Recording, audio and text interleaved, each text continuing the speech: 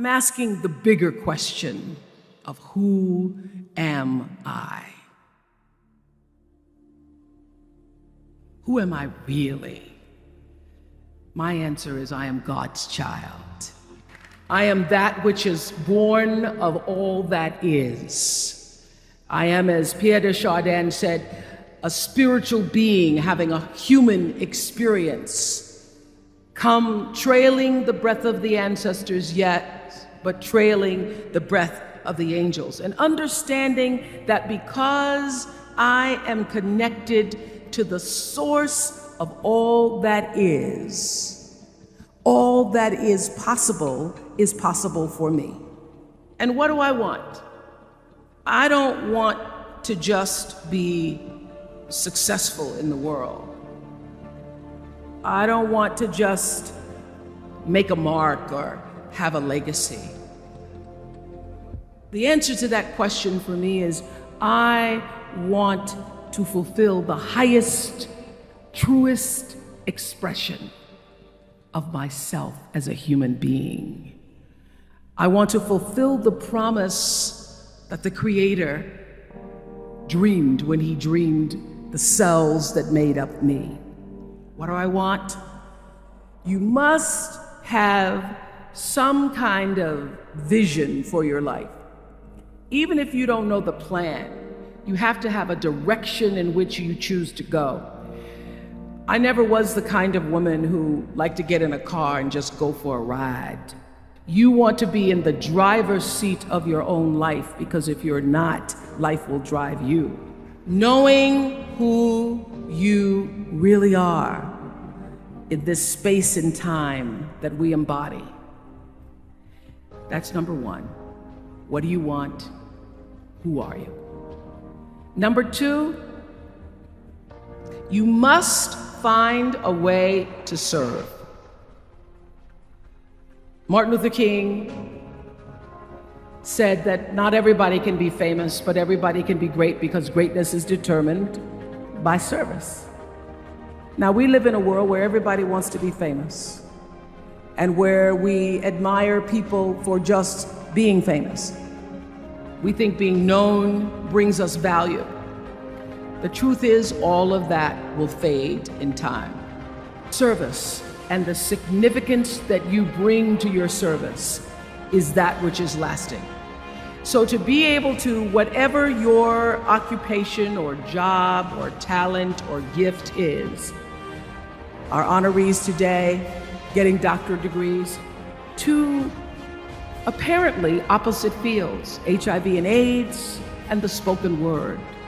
But what they have in common is service, using the spoken word in service to community and the world, using your knowledge and information about HIV and AIDS and medicine in service to the world. And if you look at all the most successful people in the world, whether they know it or not, they have that paradigm of service. Service through medicine, service through art.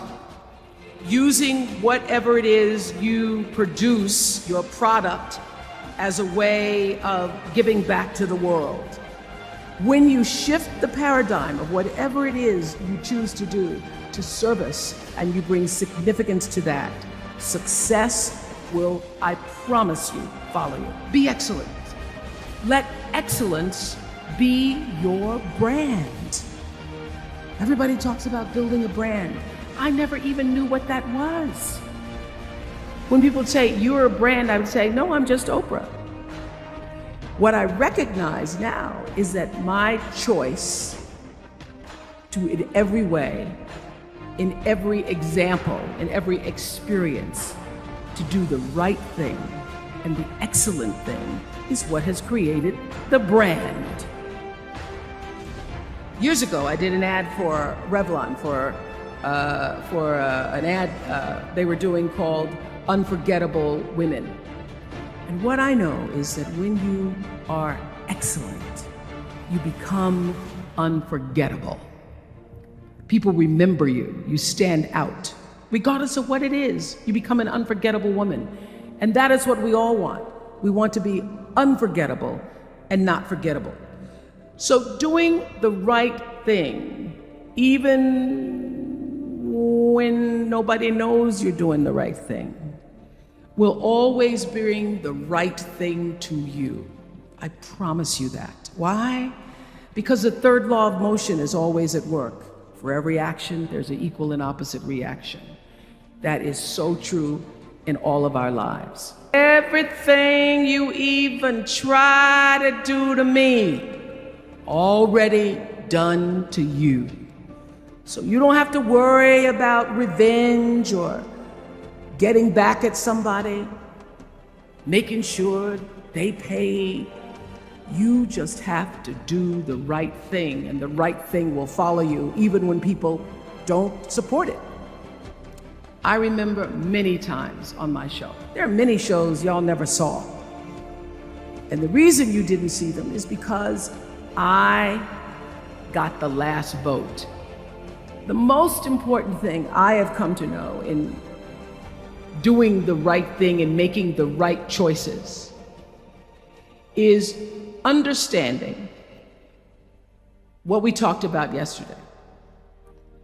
All of you leaving here have the potential for enormous success. There's a price that comes with that. People don't always like you, and they're not always happy for you. And if you surround yourself with people who are not accustomed to your success, they become fearful, they become scared, because you are reflecting back something to them that they don't recognize. People who want the best for you want you to be your best. So my greatest advice to you is to surround yourself with people who are going to fill your cup until your cup runneth over. I'm so full, my cup runneth over. And to know that once your cup runneth over, you cannot spend your life with your gallon-size offerings, offering them to pint-sized people. You have got to surround yourself with gallon-sized people who can hang in the same company with you, so that you're not offering your gallons to those little pints out there who can't hold it anyway. The biggest choices begin and end with you, your internal big questions. Who do I want to be in the world? My relationship to source energy, to all that is God. Your experience of that which is all life, which is divine and universal. Being connected and aligned with that.